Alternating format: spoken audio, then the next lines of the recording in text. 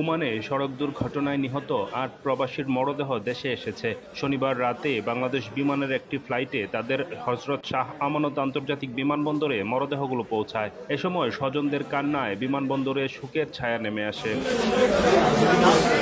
তারপর শেষবারের মতো সাগর পাড়ি দিয়ে জন্মভূমি সন্দ্বীপের উদ্দেশ্যে ৭টি লাশ নেওয়া হয় সীতাকুণ্ডের কুমিরা ফেরিঘাটে। রোববার সকালে তাদের নেওয়া হবে সন্দ্বীপ। নিহতরা হলেন সারিকাইতের আমিন মাঝি, মোহাম্মদ আরজু, মোহাম্মদ রকি, শাহাবুদ্দিন, মোহাম্মদ বাবলু এবং মাইটভাঙার মোহাম্মদ জুয়েল ও রহমতপুরের মোহাম্মদ রনি। অপরজন রাউজানের টিকদার ইউনিয়নের ইউসুফের ছেলে।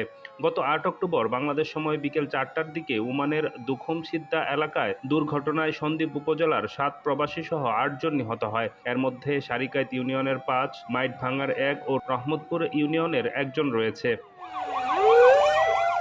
আমরা দেখেছি অর্থাৎ মাত্র ৫০,০০০ টাকা বা ২০,০০০ টাকা দিয়ে একটা পরিবারকে লাশ দাফনের জন্য অর্থাৎ একটা খরচ সরকারি ভাবে দিয়ে দেওয়া হয়, এখানের মধ্যে সীমাবদ্ধ থেকে যায়।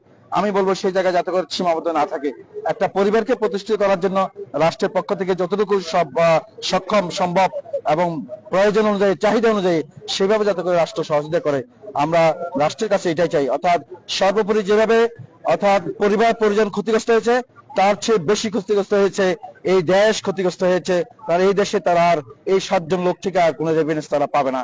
আমি অন্তর্বর্তীকালীন সরকারকে অনুরোধ করব, এই ক্ষতিগ্রস্ত সন্দ্বীপের ৭টি পরিবার, রাউজানের একটি পরিবার, তাদের একজনকে যোগ্যতা অনুযায়ী সরকারি চাকরির যদি একটা ব্যবস্থা হয় তাহলে পরিবারগুলা বাকি সময় একটু স্বাচ্ছন্দ্যে তারা চলার একটা ব্যবস্থা হবে।